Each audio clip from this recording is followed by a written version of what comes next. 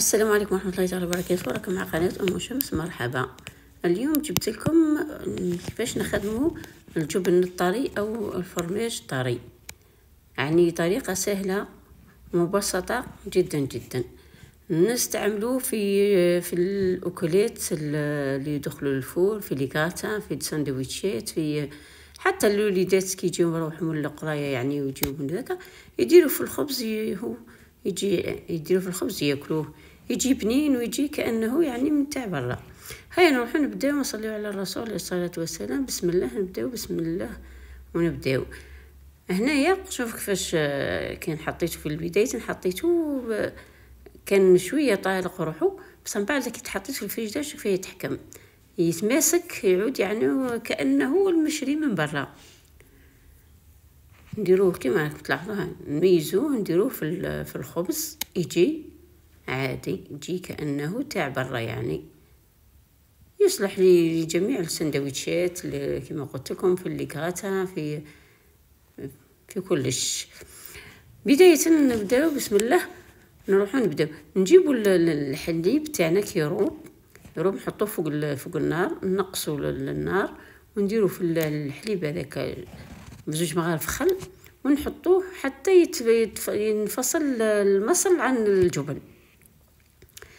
نديروا في شاش ولا في حاجه تصفيه بها، نصفيوه ونحطوه يقطر حتى يقطر مليح. نجيبو نحطو هذاك الحليب تاعنا اللي صفيناه كما راكم تلاحظوا. ها هو انا هنايا كانت عندي شكاره، خسرت لي شكاره تاع حليب، خسرت لي، درتها في حطيت لها زوج مغارف خل وحطيتها حتى تفصل المصل عن الجبن كما قلت لكم، وحطيتها في شاش قطرت مليح وديتها. وهنايا عندي كميه، يعني انا كل ما يخسر لي الحليب يعني نخدموا نفس الخدمه ونخبيه في الكونجيلاتور ونخليه كي يعود عندي كميه كبيره نخدم بها نخدم بها الجبن. هذا الجبن هذا الجبن الطري نحطه في الاشوار ونرحيه مليح، نميكسيه مليح، نميكسيه حتى يتداخل كلش مع بعض، يعود ليس او يعود رطب. وهنا زيد نجيب له مغرفه تاع ملح، مغرفه صغيره، مغرفه تاع قهوه صغيره ملح. وهذاك المصل اللي درنا منه نزيد ندير فيه 3 مغارف من هذاك الماء تاع المصل، او هذاك الماء اللي نفصل عليه الجبن، ندير هنا 3 مغارف. ونزيد ندير له نص مغرفه كبيره تاع ماغارين او زبده. هنا واش كاين الزبده ديري، كاين ماغارين ديري. انا هنا درت نص مغرفه كبيره تاع ماغارين، ونميكسي كل شيء مع بعض او نرحي كل شيء مع بعض. شوفوا من بعد نولي نزيد نجيب 4 قطع جبن مثلثات، 4 قطع نزيد نقشروهم ونضيفوهم.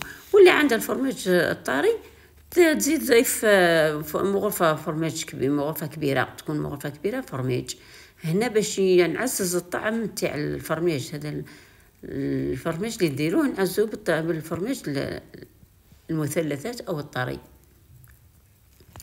نحطو كلش في الميكسور، في الطاس تاع الميكسور ونميكسي. حبوباتي ما تنسوناش بالاشتراك، واللي مش مشتركه تشترك وتضغط على زر الجرس باه يلحقها كل جديد. وشكرا بارك الله في الجميع. هنايا نجيب فنجال ولا كاس او غرفيه اي حاجه، نحط 2 مغارف من هذاك المصل او هذاك الماء اللي انفصل عن الجبن. ونجيب لنا حمض السيتريك. حمض السيتريك هو يتباع في عند اللي يبيع اللوازم تاع الحوايج الكاطو، هو عنده. نشريو هذا، نشريو قيمه 5000 ياسر. نحط مغرفه تاع حمض السيتريك، نذوبها مليح في هذاك 2 مغارف تاع الماء تاع المصل، نذوبها مليح حتى تذوب تماما، ونضيفها لهذاك الخليط، ونضيفها لهذاك الجبن اللي درناه، ودرنا معاه الجبن المثلثات، ونميكسي كلش مع بعض. نميكسيه مليح حتى يصبح ليس كما راكم تلاحظوا. حتى صبح ليس رطب، يعني كي تشوف كي تنحيه ديري المغرفه تعرفي باللي راه يعني طلع يعني مليح، يعني صالح. شوف كي دوكا نحي هنايا، نحي الموس ونلمو بالسباتشي. شوف كي نلمو زاتي شوف كيف راه ليس. هنا تقولي هو خفيف، شوف يهبط يعني بلاكه واحده، يعني بلاك. شوف كي ندير بصبعي يبقى يعني جا شاد روحو كيما نقولوا، ماشي جيري، شاد روحو. هنا نديرو في اون بواط ولا في بورتمونجي ولا في اي حاجه، ديريه في ذاك ونحطوه في الثلاجه ونخليه حتى يتماسك مليح. هنا على بالكي من السخانه تاع الميكسور شويه يجي طالق روحو، بصح من بعد يتماسك تحطيه في الثلاجه يتماسك ويعود يعني روعه يعني. حبيبتي ما تنسونيش بهذاك الجيم، هذاك الاصبع الازرق هذاك، باه يلحق اكبر عدد من مشاهدينا الكرام. كذلك ما تنسونيش بالبارطاج ثم البارطاج، وقولوا لي في التعليقات هل القناه راهي ممتازه، نواصل معكم واش تحبون ندير لكم فيها. وشكرا وجزاكم لكم جزيل الشكر.